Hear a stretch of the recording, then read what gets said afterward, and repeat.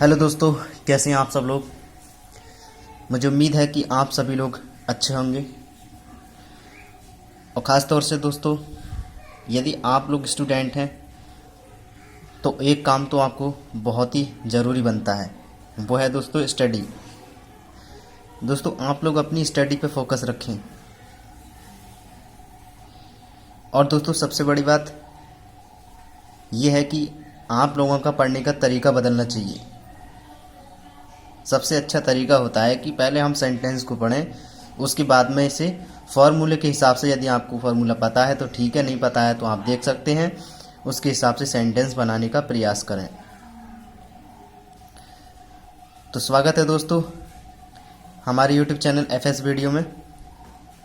तो दोस्तों, आज की क्लास में हम आपसे बात करने वाले हैं इम्पेरेटिव सेंटेंस, जिसके हम डायरेक्ट एंड इनडायरेक्ट सेंटेंस बनाएंगे और आपको समझाएंगे। तो दोस्तों, हमने सारे सेंटेंस बना रखे हैं, आपको सिर्फ समझना है और हम आपको यहाँ पर समझाएंगे और इसका रूल्स भी बताएंगे। हमने बना इसलिए रखे हैं क्योंकि हमारी वीडियो लंबी हो सकती थी और हम वीडियो को लंबी नहीं करना चाहते। तो चलिए दोस्तों, यहाँ पर बात कर लेते हैं। यहाँ पर लिखा हुआ है, आप देख पा रहे हैं स्क्रीन पर, डायरेक्ट एंड इनडायरेक्ट इम्पेरेटिव। मतलब क्या है? इम्पेरेटिव की डायरेक्ट एंड इनडायरेक्ट सेंटेंस के बारे में हम बात करने को जा रहे हैं। तो चलिए इसके बारे में बात करते हैं। तो सबसे पहले रूल आता है, रूल दिया हुआ है कि जब हमारी रिपोर्टेड स्पीच इम्पेरेटिव में हो तो रिपोर्टिंग वर्ब को रिपोर्टेड स्पीच के सेंस के अनुसार सेड या सेड टू को ordered, advised, prayed, begged, requested में बदल देते हैं। जैसे कि हम आपको फॉर एग्जाम्पल से समझा देते हैं। फर्स्ट एग्जाम्पल दिया हुआ है, सबसे पहले पढ़ लेते हैं, उसके बाद दिखा देते हैं। The principal said to the peons, comma inverted comma, come here. इसका हिंदी अर्थ क्या हो गया? वो हो गया कि प्रिंसिपल ने चपरासियों से कहा यहाँ आओ, कम हेयर मतलब यहाँ आओ। चलिए, जैसा कि आप देख पा रहे हैं, हमने यहाँ पर बनाया है, सेड टू को हटा करके ऑर्डर्ड में बदल दिया है। ऑर्डर्ड में क्यों बदला है? वो इसलिए बदला है क्योंकि प्रिंसिपल ने ऑर्डर या आदेश दिया है। किसको? पियोन मतलब चपरासी को। तो चलिए बता देते हैं। The principal ordered the peon to, to क्यों आया? कॉमा इन्वर्टेड कॉमा हटा, टू हमने यहाँ पर रख दिया। कम हेयर मतलब क्या हुआ? प्रिंसिपल ने चपरासी को कहा या आने का आदेश दिया। क्लियर? चलिए next. The boy said to the teacher, comma inverted comma, please give me my notebook. इसका हिंदी अर्थ क्या हो गया? लड़के ने शिक्षक से कहा, कृपया मुझे मेरी नोटबुक दें। क्लियर? तो चलिए, यहाँ पर बना रखा है इनडायरेक्ट में, ये डायरेक्ट है। तो यहाँ पर कैसे कि द बॉय रिक्वेस्टेड मतलब प्रार्थना की जा रही है टीचर से। लड़के ने, रिक्वेस्टेड मानी होते प्रार्थना या अनुरोध। The boy requested the teacher to, comma inverted हटा, टू आ गया। गिव हिम, हिम क्यों आया? क्योंकि पजेसिव है। किसका? बॉय का। तो यहाँ पर दिया हुआ था कि मी का पजेसिव हिज। क्लियर? हिज यानी कि हिम और माई का हिज हो गया। मी क्या ऑब्जेक्ट है, किसके हिसाब से? और यह टीचर, हिम यानी कि पजेसिव है। दोस्तों समझ रहे हैं बात को, जो हमने पिछली वीडियो में आपको पढ़ाया था। तो हिज नोटबुक, तो इसका जो हिंदी अर्थ हो गया वो हो गया कि लड़के ने शिक्षक से अनुरोध किया या प्रार्थना की कि वह उसे अपनी नोटबुक दे दे। क्लियर। चलिए नेक्स्ट, यहाँ पर देख पा रहे हैं 3 सेंटेंस।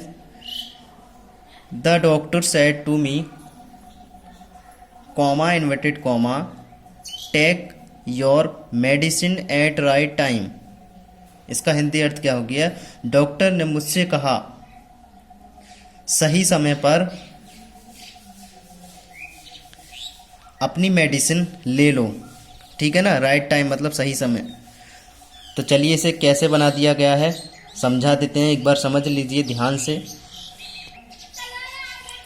द डॉक्टर एडवाइज्ड मतलब सलाह, मी मतलब मुझे, टू हटा, कॉमा को हटा करके टू लगा दिया, take my medicine at right time.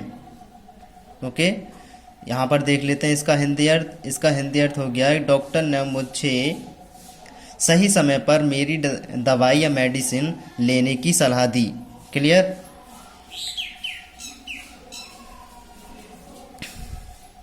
जैसा कि आप देख पा रहे हैं यहाँ पर मी क्या है? ऑब्जेक्ट है, और यहाँ पर माई आ गया, टेक माई मेडिसिन मुझे मेरी दवा के बारे में। ठीक है ना। The doctor advise me to take my medicine at right time.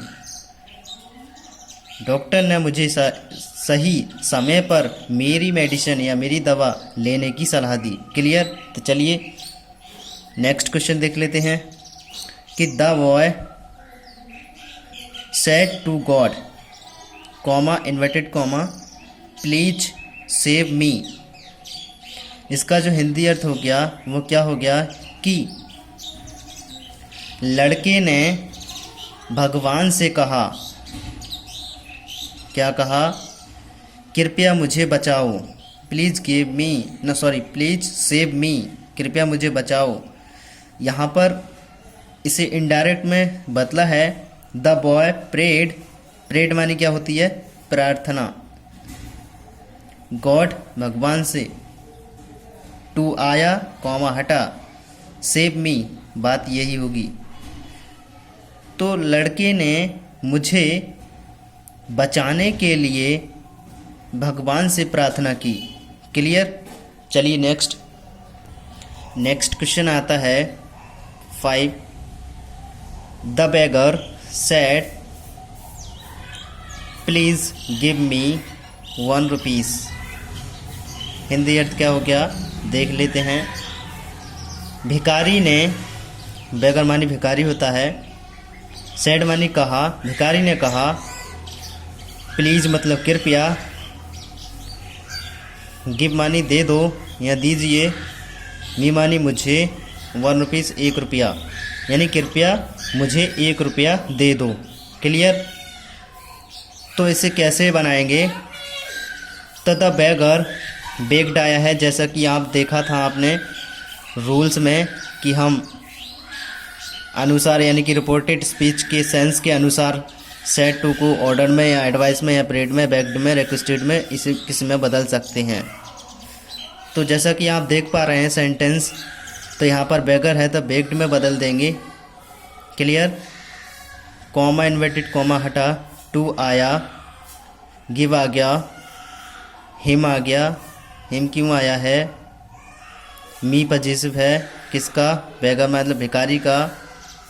तो यहाँ पर आ गया 1 रुपीस भी आ गया। क्लियर। इसका जो हिंदी अर्थ हो गया वो क्या हो गया देख लीजिए आप कि भिखारी ने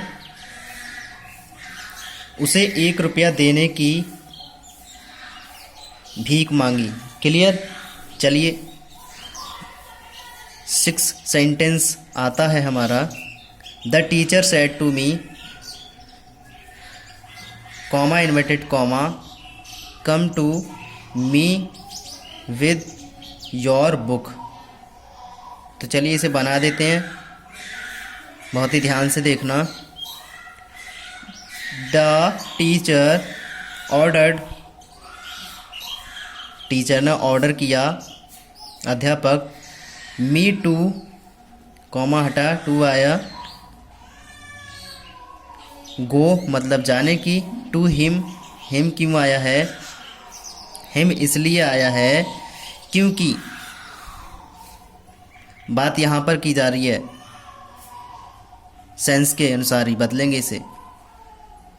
यहाँ पर दिया हुआ है कम टू विद मी को हटा करके ही आया हिम। क्लियर? मी हटा किसके हिसाब से, यानी कि ऑब्जेक्ट यानी सब्जेक्ट क्या है, टीचर, तो हिम आ गया। Clear? With my book, your हटा किसके हिसाब से, टीचर के हिसाब से, माई बुक आ गया। क्लियर? पजेसिव केस किसका है, ऑब्जेक्ट, पजेसिव केस है मी को हटाया, माई में कन्वर्ट किया। क्लियर? सॉरी दोस्तों, यहाँ पर इसमें नहीं, यहाँ पर आई सबसे पहले योर बुक है ना, योर बुक, तो योर बुक है जब, तो हम यहाँ पर लाएंगे तो योर को पजेसिव केस बनाएंगे। पजेसिव केस किसका बनाएंगे, इसको हटा करके हम यहाँ पर किसके हिसाब से लेकर आएंगे, टीचर, तो माई आ गया, माई बुक। दोस्तों यहाँ पर हम बहुत ज़्यादा परेशान हो जाते हैं। क्यों हो जाते हैं? क्योंकि इसका पजेसिव ऑब्जेक्टिव सब्जेक्ट को ऑब्जेक्ट बनाना पड़ता है, ऑब्जेक्ट को सब्जेक्ट बनाना पड़ता है। पजेसिव केस इसके बहुत ही ध्यान से हमको रखने पड़ते हैं। तो दोस्तों इसमें थोड़ा कंफ्यूज हो जाता है, लेकिन ज़्यादा कंफ्यूज होने की ज़रूरत नहीं है। तो योर बुक, तो माई बुक आ गया। क्लियर? चलिए next, she said to me, comma inverted comma, kindly help me. इसका जो हिंदी अर्थ हो गया वो हो गया उसने मुझसे कहा। शी सेड टू मी, उसने मुझसे कहा, मी मतलब मुझसे, क्या कहा, काइंडली हेल्प मी, कृपया मेरी मदद करो। क्लियर? तो यहाँ पर इसे बनाएंगे इनडायरेक्ट में, तो कैसे बनाएंगे तो वो देख लेते हैं। तो सी रिक्वेस्टेड मी, उसने उसकी मदद करने का अनुरोध किया, यानी कि मी टू हेल्प हर। हर क्यों आया है? हर इसलिए आया है क्योंकि लड़की की बात चल रही है। यहाँ पर अगर ही होता तो हिज आ जाता। क्लियर? पजेसिव है। She said to me kindly help me. She requested, जैसा कि आपने पीछे पढ़ा था, रिक्वेस्टेड में बदलेंगे। रिक्वेस्टेड मानी मदद, यानी कि अनुरोध, रिक्वेस्ट मानी अनुरोध या निवेदन, मी मतलब मुझसे या मुझे, हेल्प मतलब मदद करने की, हर उसकी। तो यहाँ पर जैसा कि आप सभी लोगों को पता है कि इसका जो हिंदी अर्थ हो गया वो हो गया उसने उसकी मदद करने का अनुरोध किया। ठीक है ना? क्लियर? चलिए नेक्स्ट यहाँ पर आते हैं। The principal said to him call the boy.